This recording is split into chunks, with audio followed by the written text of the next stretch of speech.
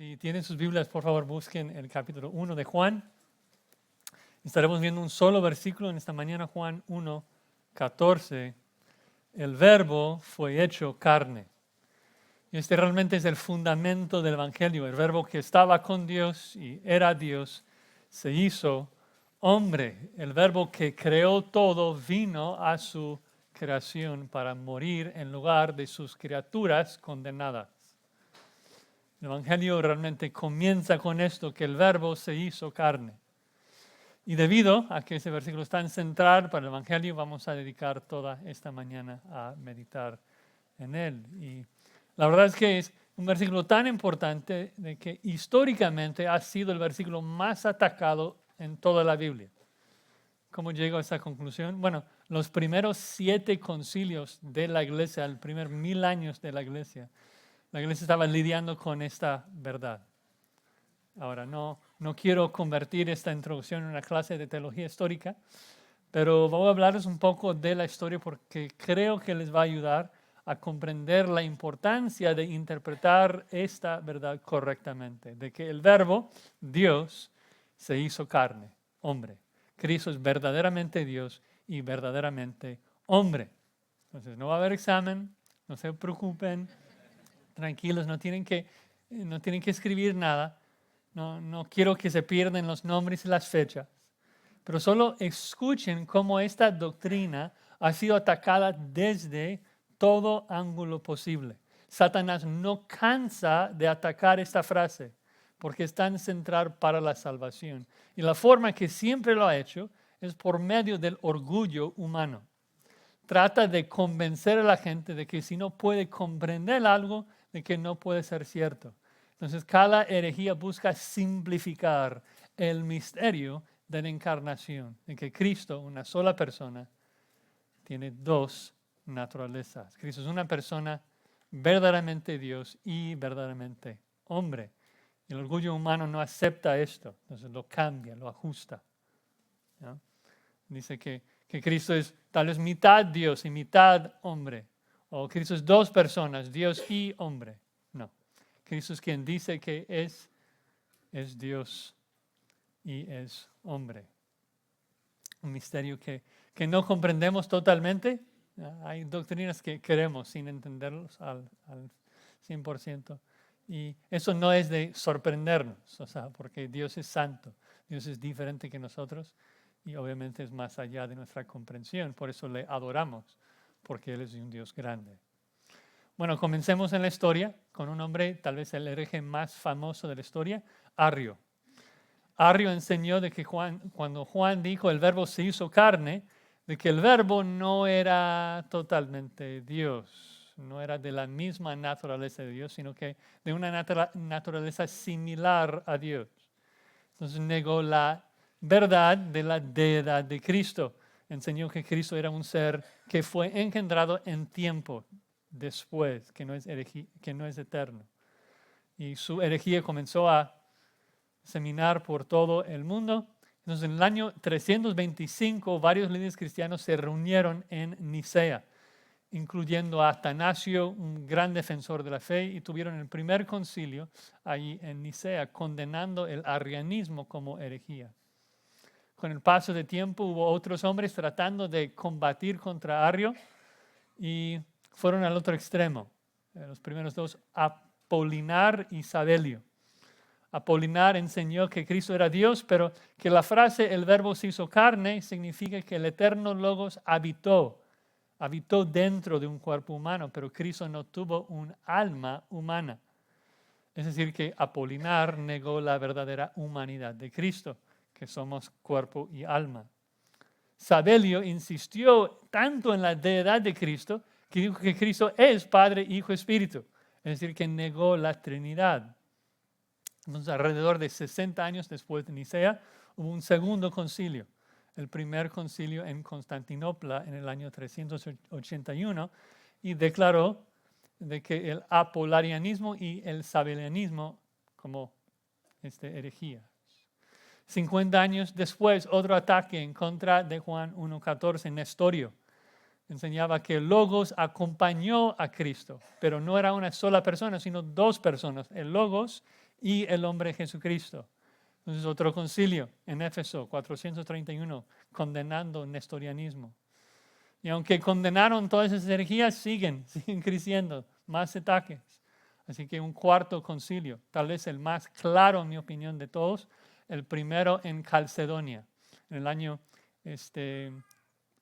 perdón, 451.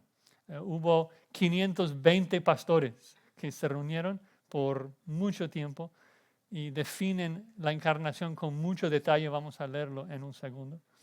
Pero desde que luego también, 100 años después, hubo otros inventando, atacando. En el año 553, un concilio segundo en Constantinopla, donde condenó la enseñanza de Eusticiano, que enseñó que las dos naturalezas de Cristo se fusionaron, creando una tercera naturaleza semidivina, que Cristo fue como un Superman, un semidios. También condenaron el docetismo, que el verbo no se hizo carne, solamente aparentaba ser carne. Años 680, otra necesidad. Tercer concilio de Constantinopla, otra enseñanza, todos atacando Juan 1:14. El monotelitismo enseñó que el Logos se vació de su deidad y la persona de Cristo durante su encarnación solamente tuvo su voluntad humana. Básicamente dejó de funcionar como Dios por un tiempo. Como que si Cristo en su encarnación dejó de usar su omnipresencia, dejó al lado un atributo divino. Pero si Cristo dejó de ser omnipresente, en cualquier momento perdió un atributo y no es Dios y estamos todavía en nuestros pecados. Y mi punto en relatarles esos datos es de que ha de ser una verdad muy importante. Si todos los ataques en contra del cristianismo por 1000 años, los primeros 1000 años de la historia, fueron atacando esta verdad de la encarnación. Ahora les dije que vamos a leer la definición de Calcedonia. Es una enseñanza que ha sido preservada por casi 2000 años y realmente capta el sentido de Juan 1:14. Hay que usar tu cerebro un poquito para comprenderlo, pero vale la pena. Eso es lo que esos 520 pastores escribieron. Nuestro Señor Jesucristo, que es perfecto en deidad y también perfecto en humanidad, verdaderamente Dios y verdaderamente hombre, con un alma racional y cuerpo, consustancial, es decir, la misma esencia, con el Padre conforme a la divinidad y consustancial con nosotros conforme a la humanidad, reconocido en dos naturalezas, inconfundibles e inalterables, dos naturalezas diferentes, pero indivisibles e inseparables, una sola persona. La distinción de naturalezas no desaparece en absoluto por la unión, sino que quedan preservadas las propiedades de ambas naturalezas y concurren juntas en una persona, una sustancia, no separadas ni divididas en dos personas, sino uno y el mismo Hijo, el unigénito, Dios, el Verbo, el Señor Jesucristo. Una increíble definición. Ven cómo buscaron proteger a Juan 1:14 de cualquier ataque, de cualquier ángulo. Y aunque esta definición obviamente no es Biblia, no es inerrante, no tiene la misma autoridad que la Escritura, pero debido a la cantidad de horas, la cantidad de tinta y la cantidad de sangre que fue derramada para escribir esta definición, yo creo que pues hacemos bien en aprender de ella. Nos ayuda a comprender la verdad de que el Verbo se hizo carne. Bueno, sin más preámbulo, entremos en Juan 1:14. Juan 1:14, donde veremos 4 motivos de adorar a nuestro Señor Jesucristo. 4 motivos de adorar a Jesucristo. Su encarnación, habitación, revelación y descripción. Encarnación, habitación, revelación y descripción. Así dice la palabra de nuestro Señor, Juan 1:14. Y aquel Verbo fue hecho carne y habitó entre nosotros y vimos su gloria, gloria como del unigénito del Padre, lleno de gracia y de verdad. Vamos a orar. Señor, estamos frente a tu verdad y reconocemos que somos débiles y ciegos y necesitamos que tu Espíritu Santo nos ilumine y nos ayude a ver las maravillas de tu ley. Queremos ver tu gloria, Dios, en la faz de nuestro Señor Jesucristo. Queremos adorarlo. Queremos seguirle y obedecerle. Y necesitamos de tu ayuda, Señor. Lo pedimos en el nombre de Cristo. Amén. Bueno, nuestro texto comienza con la frase, y aquel verbo, y eso nos regresa al primer párrafo en Juan 1, 1 al 5, que en el principio era el verbo. La semana pasada vimos un paréntesis en los versículos del 6 al 13, donde Juan nos explicó cómo el mundo reacciona a la luz del mundo, la luz del verbo, que todos van a rechazar o recibir la luz. De hecho, nos explicó que todos van a rechazar la luz a menos de que Dios les haga nacer de nuevo para que amen la luz. Que desde nuestro nacimiento somos como animales nocturnos, que no aguantamos la luz, que disfrutamos las tinieblas. Y Dios tiene que cambiar nuestra naturaleza y hacernos nacer de Él. Pero ahora cuando Juan dice, y aquel verbo, nos regresa al primer párrafo, que en el principio ya existía el verbo. Y recuerden la importancia de ese primer párrafo que establece el origen de Jesucristo, que el verbo estaba con Dios y el verbo era Dios. Y la única manera que Cristo puede estar con Dios y ser Dios al mismo tiempo es la Trinidad, la doctrina de la Trinidad. Cristo está con Dios porque es una persona distinta del Padre y Cristo es Dios porque es el mismo ser, la misma naturaleza, comparte la misma esencia, comparte las mismas perfecciones, omnipresencia, eternidad, aseidad, etc. Entonces Cristo es Dios eterno, la segunda persona de la Trinidad, y Juan también nos dijo que es el creador de todo, el que hizo todas las cosas. Él no es un mero ser creado, sino el que creó todo. Y no solamente creó todo, sino que sustenta todo. Él es la luz que da vida a toda su creación. Entonces, ya sabemos, llegamos a Juan 1:14 con la verdad de que el verbo es Dios eterno, el creador que resplandece vida a toda su creación. Y eso nos lleva a la afirmación, creo que más chocante de toda la Escritura, el primer motivo de adoración, nos lleva a la encarnación, de que aquel verbo, el Dios eterno, el creador, se hizo o fue hecho carne. Literalmente el verbo llegó a ser carne. El mismo verbo que vimos 4 veces en la primera sección. Juan 1:3. Todas las cosas por Él fueron hechas. Nada que ha sido hecho fue hecho. Juan 1:10, el mundo por Él fue hecho. Este mundo fue hecho por Él. Y ahora el verbo fue hecho carne. El Creador llegó a ser parte de su creación. Es increíble pensar en eso. Hermoso. En su deidad, Cristo es eterno. Su humanidad llegó a existir. Su humanidad es creada. Y eso es un gran misterio. Pablo dice en 1 Timoteo 3:16, indiscutiblemente grande es el misterio de la piedad. Él, hablando de Cristo, Él fue manifestado en carne. Reina Valera lamentablemente pone Dios fue manifestado en carne. En griego dice Él fue manifestado en carne. Y eso es importante porque la Trinidad no se hizo carne. El Hijo de Dios, el Verbo, se hizo carne. Y su encarnación es el misterio, más grande de las Escrituras, de que el Creador, Dios eterno, llegó a ser carne.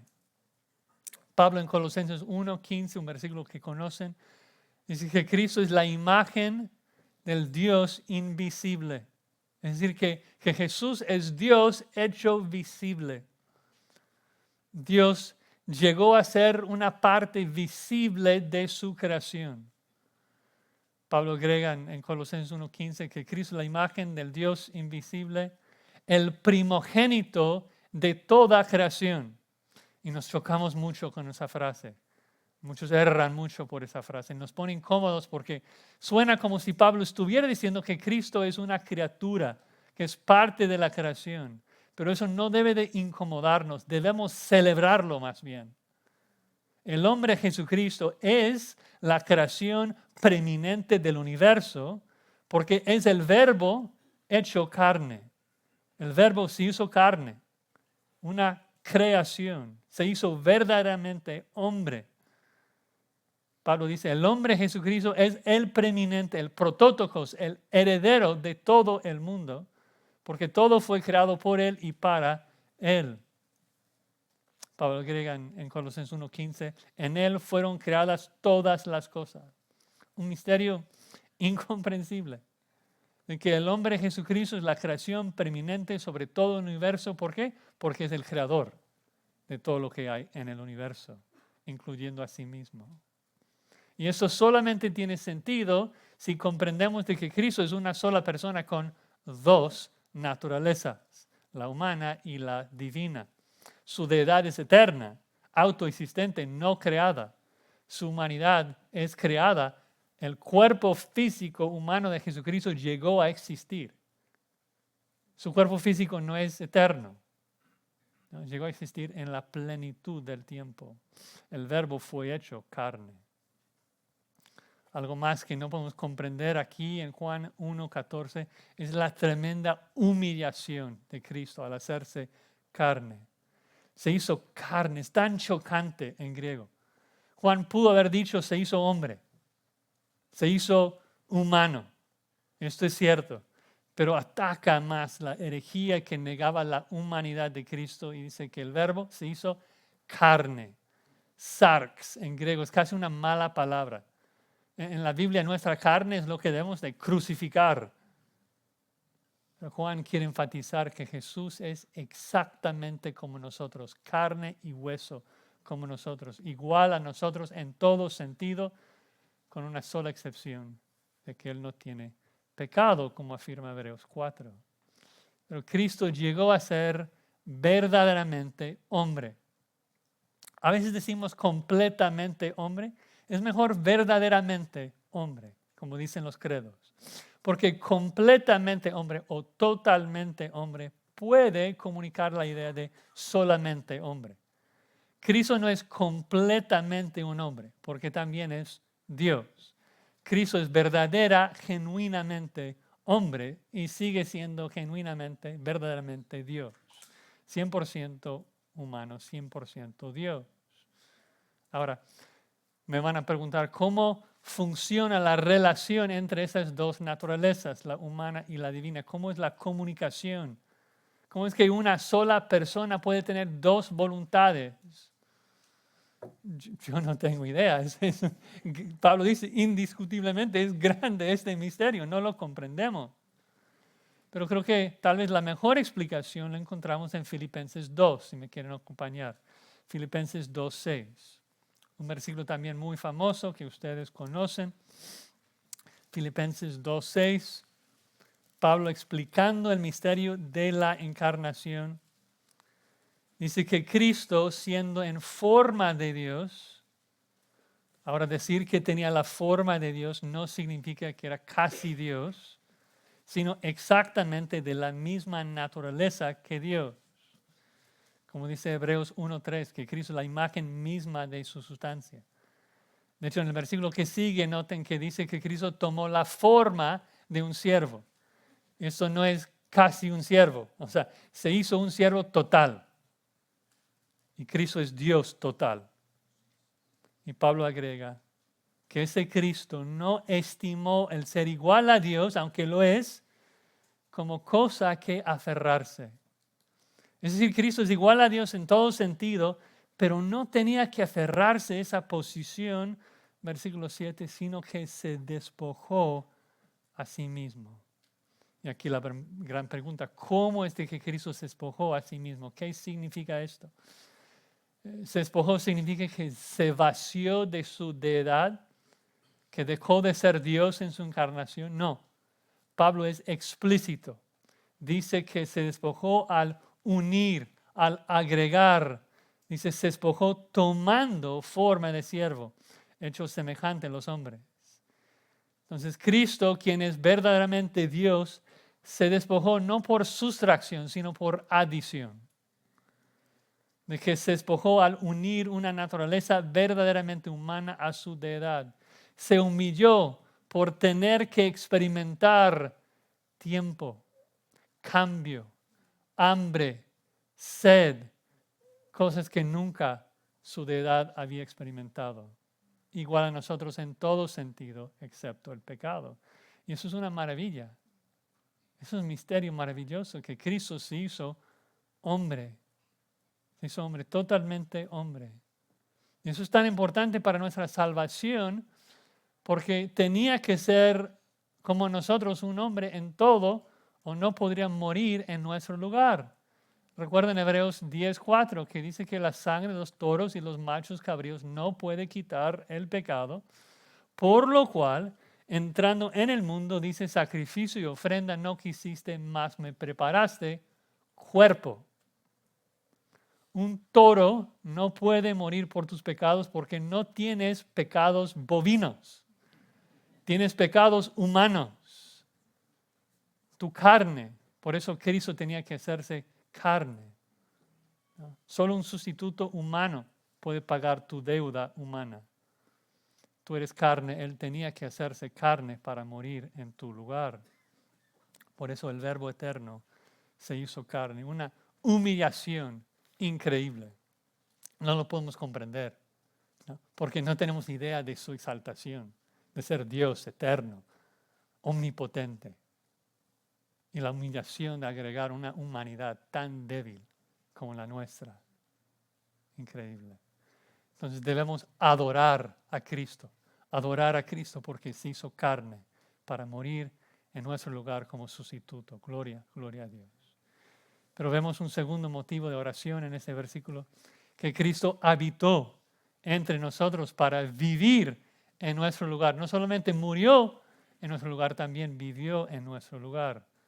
Habitó entre nosotros para cumplir la ley por nosotros. Segundo motivo, habitación. Dice, y habitó entre nosotros. Y el verbo ahí, habitó, es sumamente interesante. Literalmente significa hizo su tabernáculo con nosotros. Si me permiten inventar un verbo en su idioma, literalmente el griego dice se tabernaculó entre nosotros. ¿Y por qué es importante enfatizar esto? La palabra tabernacular o tabernáculo. Bueno, es porque toda la Biblia habla del tabernáculo. La idea del tabernáculo permea toda la escritura. Y eso es porque según Hebreos 8:5, el tabernáculo que Moisés construyó fue figura y sombra, un modelo del tabernáculo celestial en donde Dios mora. No hay tiempo para ver todos los detalles, lo haremos en otro momento si Dios lo permite. Pero ¿qué era el propósito del tabernáculo? Bueno, era el lugar donde la gloria de Dios habitó en la tierra. Seguramente han escuchado la palabra hebrea Shekinah, que los judíos usaron para describir la habitación de Jehová.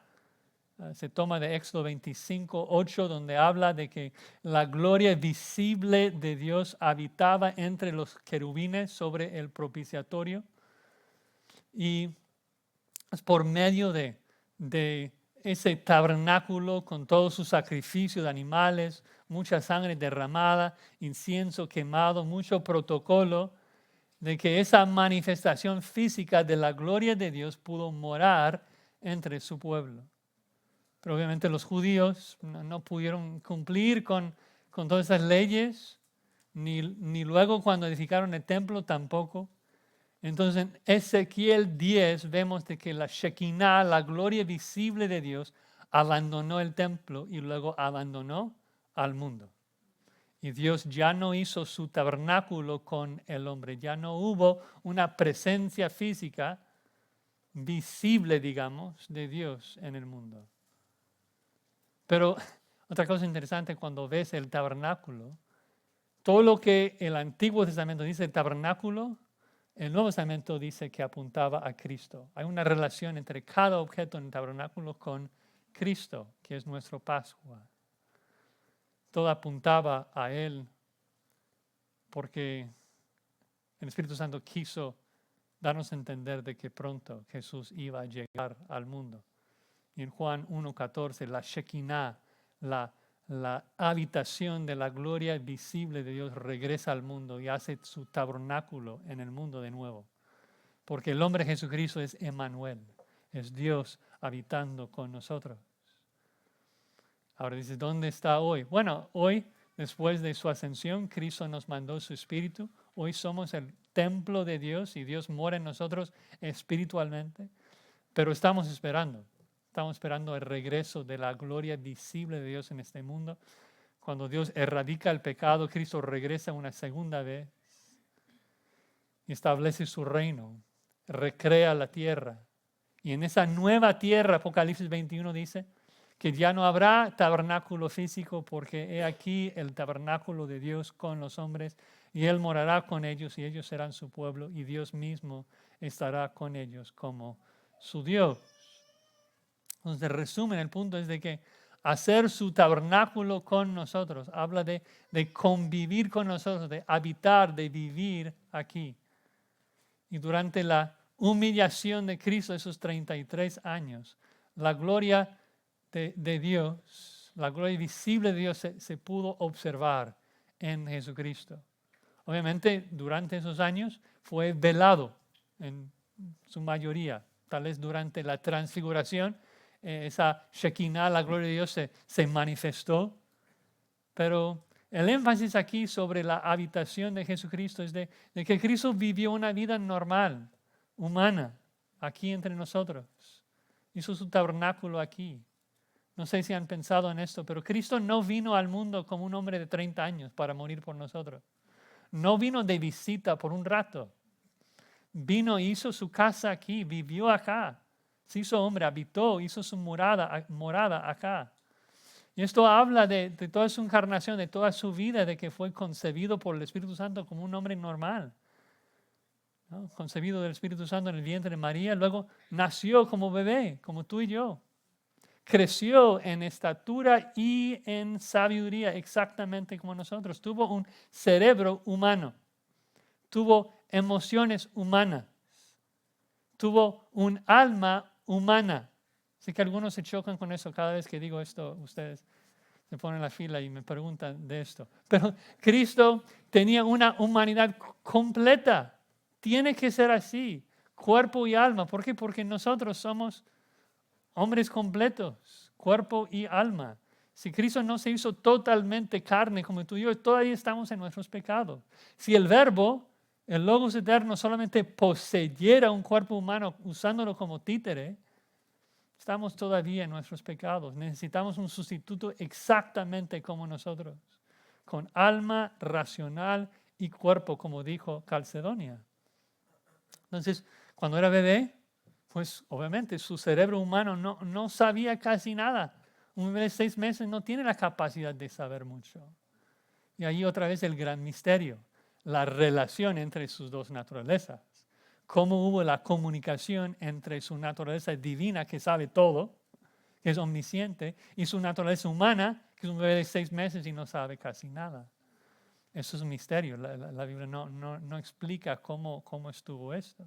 Pero la Biblia lo afirma, así que debemos de afirmarlo y creerlo, adorar a Cristo por eso.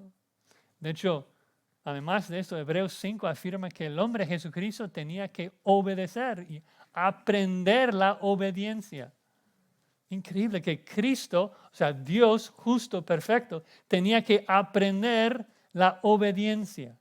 Ahora, eso no significa que a veces pecaba y a veces obedecía, como nosotros, sino que tuvo que pasar por todas las pruebas que nosotros enfrentamos y obedecer en cada situación, cumplir cada ley por nosotros. Tenía que comer como nosotros, beber como nosotros, dormir como nosotros. Fue al baño como nosotros. Josías, qué grosero, qué irreverente. Sí, así fue su humillación, de que el Verbo eterno, Dios eterno, se hizo carne. Hay que adorarle por esa humillación de que habitó entre nosotros, vino y vivió entre nosotros, hizo su morada aquí.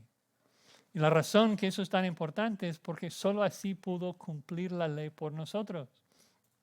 No pudo cumplir la ley como Dios o como ángel. Tenía que hacerlo como hombre. No solo tenía que morir nuestra muerte, tenía que vivir nuestra vida. ¿No? Una ilustración, si yo digo a mi hijo, mira, voy a trabajar, cuando regreso, la basura no puede estar en la cocina ya. Tienes que sacarla, por favor. Está con su amigo, está jugando. Cuando regreso a casa, ¿dónde está la basura?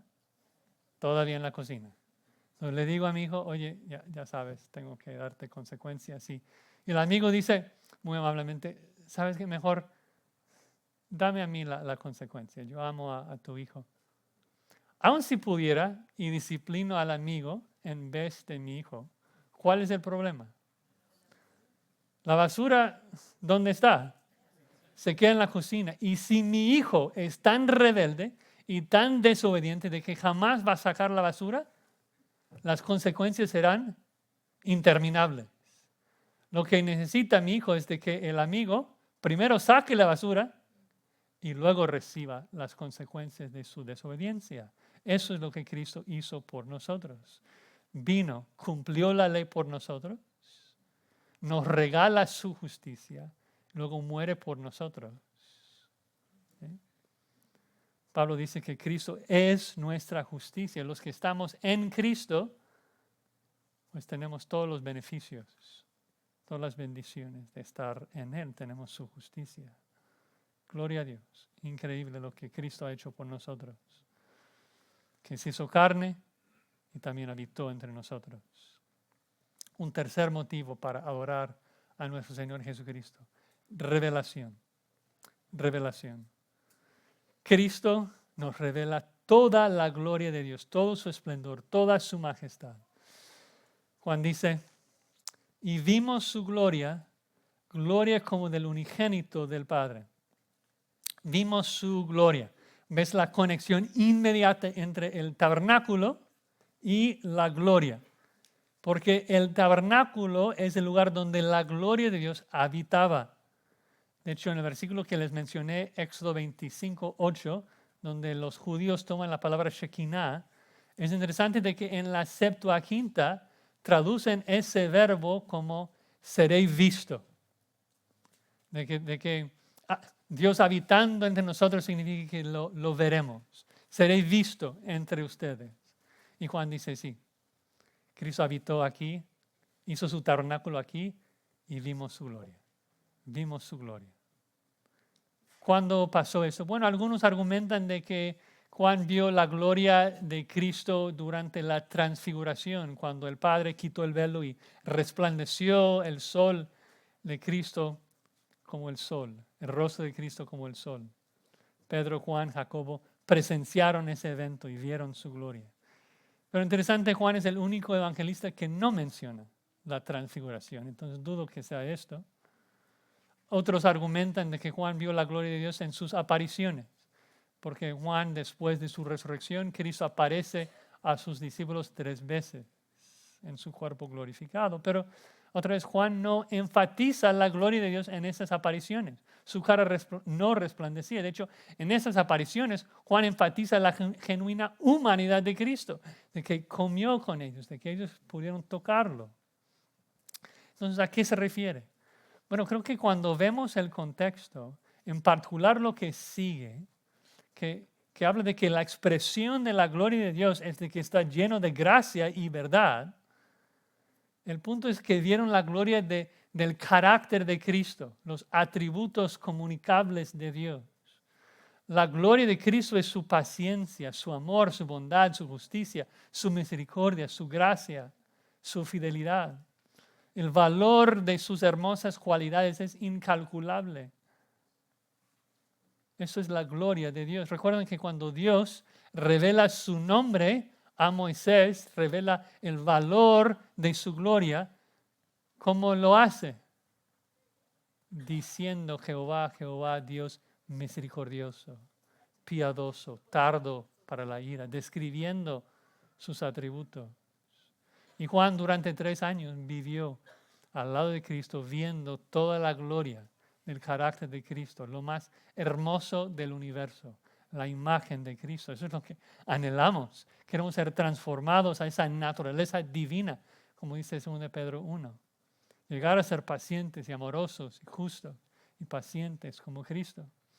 Anhelamos ese día cuando ya no pecamos, que somos justos como Él. Y siempre tenemos paz y amor y paciencia. Juan agrega que esa gloria de Cristo, ¿qué tipo de gloria es? Es la gloria como del unigénito del Padre. Ahora, esa palabra unigénito en griego solamente significa absolutamente único. El único del Padre. Y por ende se trata del eterno Hijo de Dios.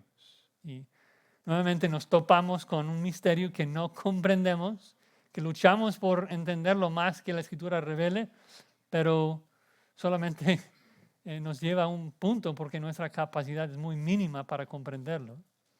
Pero la Biblia enseña que Dios es trino. Padre es Dios, el Hijo es Dios, el Espíritu es Dios. Y que Dios Padre tiene un Hijo único.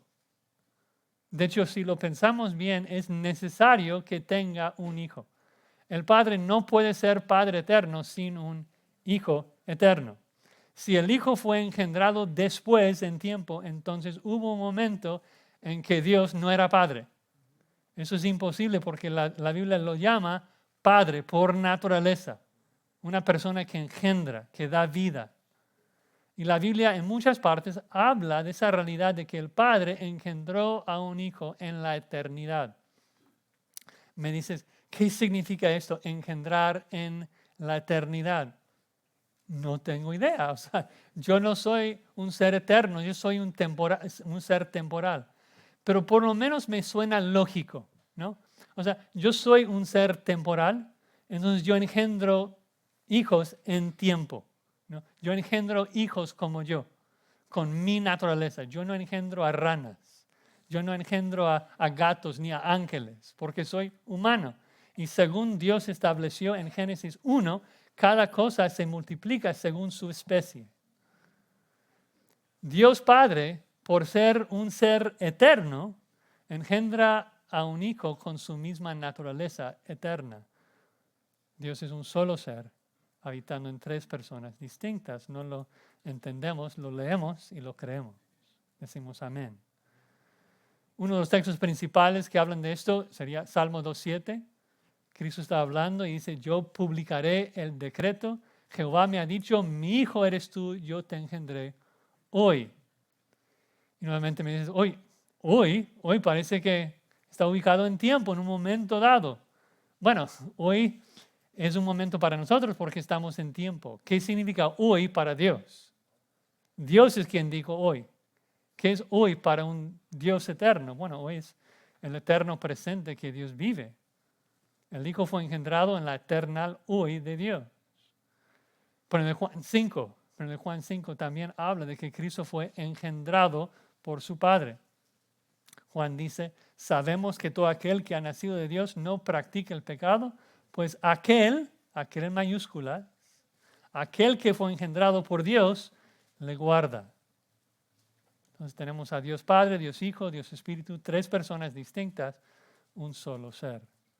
Y si te perdí en algún momento, el punto aquí es de que la gloria del unigénito entonces es la gloria Shekinah, la gloria exacta de Dios. Porque Cristo es la encarnación visible de la gloria invisible de Dios. El Verbo se goza de todos los mismos atributos de Dios. Esto lo vemos a lo largo de todo el libro. No sé si se acuerdan, en Juan 17, Cristo está orando a su Padre y en Juan 17:5, Cristo dice al Padre, ahora pues Padre, glorifícame tú al lado tuyo con aquella gloria que tuve contigo antes que el mundo fuese. La palabra clave allí es contigo, porque Cristo habla de la gloria que compartió con el Padre antes que el mundo fuese. Cristo y Dios comparten la misma gloria, los mismos atributos. Y por eso, y solamente por eso, Cristo puede decir a Felipe en Juan 14:9, el que me ha visto a mí, ¿qué? Ha visto al Padre.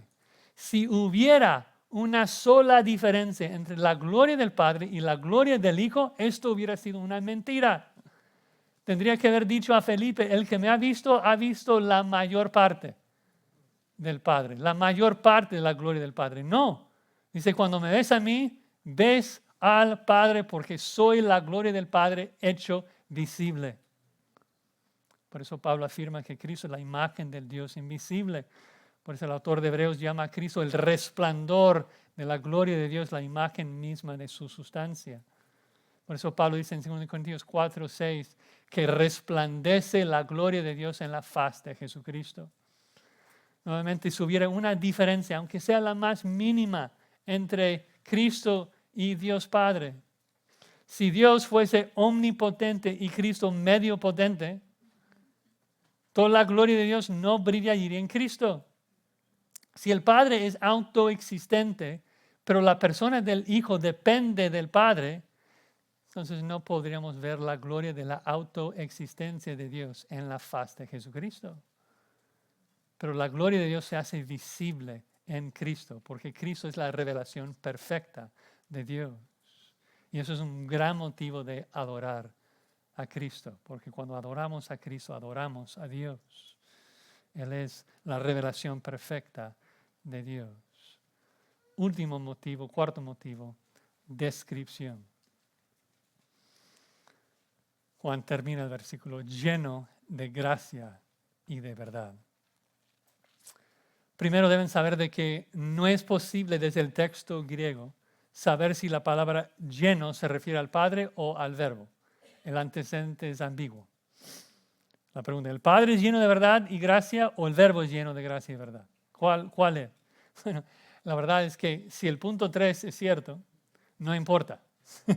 Porque como vimos en el tercer punto, Cristo y el Padre están llenos de lo mismo, exactamente lo mismo. Y el punto es que el lugar donde vemos que Dios es lleno de gracia y verdad es en Cristo. Entonces, por un lado, sabemos, Dios nos ha dicho, en particular en Éxodo 34, Dios nos ha dicho que está lleno de gracia y verdad, pero lo vemos en acción, lo vemos en físico, en Cristo Jesús. Ahora, yo entiendo que gracia y verdad es un resumen de todo el carácter de Dios, un resumen de sus atributos comunicables. Si no conocen ese término, comunicables, los atributos de Dios se dividen entre incomunicables y comunicables. Los atributos incomunicables son como su eternidad, su omnipresencia, cosas que no comunica a sus criaturas. No estamos siendo transformados a la omnipresencia de Dios o la eternidad de Dios. Los atributos comunicables como su justicia, su amor, su verdad, eso sí, comunica a nosotros. Y el Espíritu Santo nos transforma a ser más pacientes, amorosos, justos y rectos como Dios. Y como dije, cuando Dios define su carácter, define su nombre en Éxodo 34:6, cuando revela sus atributos comunicables, divide su nombre en básicamente dos categorías, gracia y verdad. Y Juan quiere mostrarnos que Cristo es Jehová, porque Jehová es trino. Quiere mostrarnos de que el mismo Jehová que hizo su tabernáculo con Israel en el Antiguo Testamento, ahora viene a morar con su pueblo de nuevo, de que es la misma gloria, los mismos atributos. Escuchen la definición del nombre de la gloria de Jehová en Éxodo 34. Éxodo 34:6. Jehová, Jehová, primero su gracia, Dios misericordioso, piadoso, tardo para la ira, grande misericordia y verdad, que guarda misericordia a millares, que perdona la iniquidad, la rebelión y el pecado. Es decir, Jehová está totalmente lleno de gracia, grande en misericordia. Pero luego continúa el versículo 7, mostrando que Dios es lleno de verdad, es un juez justo. Y dice, y que de ningún modo tendrá por inocente al malvado, que visita la iniquidad de los padres sobre los hijos y sobre los hijos de los hijos hasta la tercera y cuarta generación. Jehová es totalmente lleno de verdad. 100% gracia, 100% verdad. Y Cristo, lleno de lo mismo. Exactamente lo mismo, lleno del mismo esplendor. Y creo que Juan, en parte, lo que quiere hacer en su evangelio es hacernos ver la revelación de ese carácter de Dios en la faz de Jesucristo, de que Dios es una armonía perfecta de gracia y verdad. Y como preestreno de lo que veremos en el resto de Juan, piensen algunos detalles, por lo menos, en los siguientes capítulos de Juan. En Juan 2, Jesús crea vino para amar a su mamá. Una gracia tierna, bella. Y luego, en el mismo capítulo 2, limpia el templo, saca a miles de personas de allí con un látigo, porque es verdad, lleno de verdad. Cristo en Juan 3 ofrece salvación a Nicodemo y a cualquier persona que cree. Regala vida eterna a cualquier persona que cree porque es lleno de gracia. Pero le dice también, si no me obedeces, la ira de Dios permanece sobre ti, porque es lleno de verdad. Juan 4 habla con la mujer samaritana, le ofrece agua viva, lleno de gracia. Pero luego le llama arrepentimiento, le dice que debe de abandonar su falsa religión de los samaritanos porque la salvación es de los judíos, lleno de verdad. Juan 5 salva al paralítico porque está lleno de compasión. Lo hace en día de reposo para condenar a los fariseos porque ama la verdad. Juan 6 alimenta a 5,000 personas porque los vieron como ovejas sin pastor y no quiso que se desmayaran. Pero luego intencionalmente aleja a la gente de él y le dice, tienes que comer mi carne y beber mi sangre. Y todos le abandonan. En Juan 7 dice, si tienes sed, ven a beber gratuitamente, ven. Ofrece su salvación a todo el mundo, a los confines de la tierra. Y luego, cuando llegan, dice, a dónde voy no me pueden seguir, porque la salvación es de Dios. En Juan 8 dice, soy la luz del mundo. Él da esperanza a todos.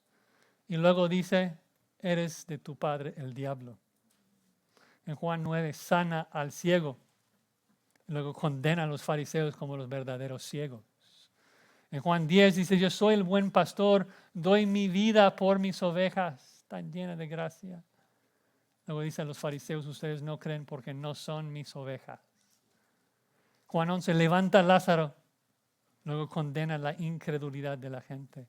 Juan 12 tiernamente alaba a María por ungirle.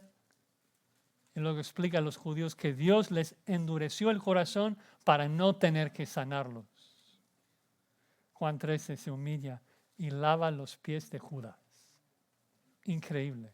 Un corazón tan lleno de gracia, inmerecida. Y después de lavar sus pies le condena al infierno.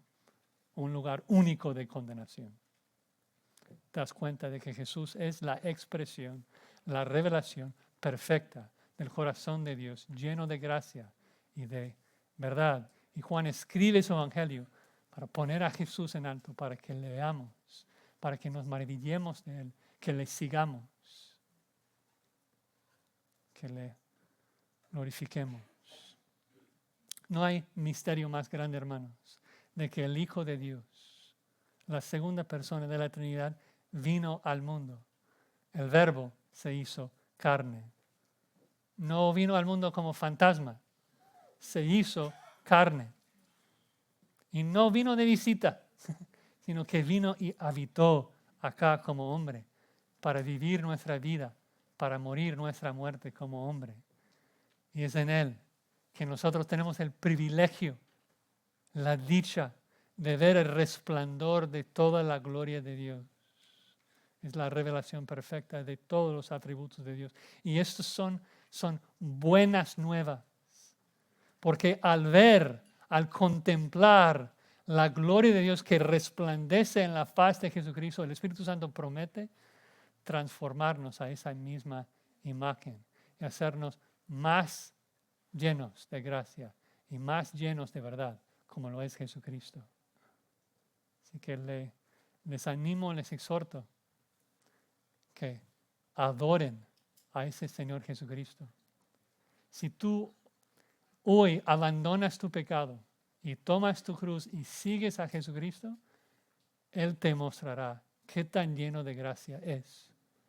Te va a regalar la herencia completa de su Padre y colmarte de bendiciones por toda la eternidad, servirte por toda la eternidad. Pero si rehusas creer en Él, te vas a topar con un juez lleno de verdad, que te va a condenar por toda la eternidad. Porque sí es lleno de gracia, pero también es lleno de verdad. Y no puede contradecir la verdad. No puede mentir. Adoremos a nuestro Señor, lleno de gracia y verdad. Vamos a orar.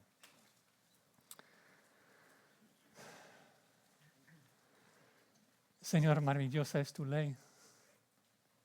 Gracias por concedernos el privilegio de ver tus perfecciones en este libro. Gracias por tu Espíritu Santo que nos da ojos para ver tu gloria, Padre, en la faz de Jesucristo. Y te imploramos que tu Espíritu también nos transforme y nos ayude a seguir a Cristo. Que podamos proclamar la gloria de tu gracia y tu verdad a este mundo que tanto te necesita. Ayúdanos a comunicar, a reflejar tu gracia y tu verdad en este mundo para que tú recibas toda la gloria y toda la honra. Lo pedimos en el nombre precioso de Cristo Jesús. Amén.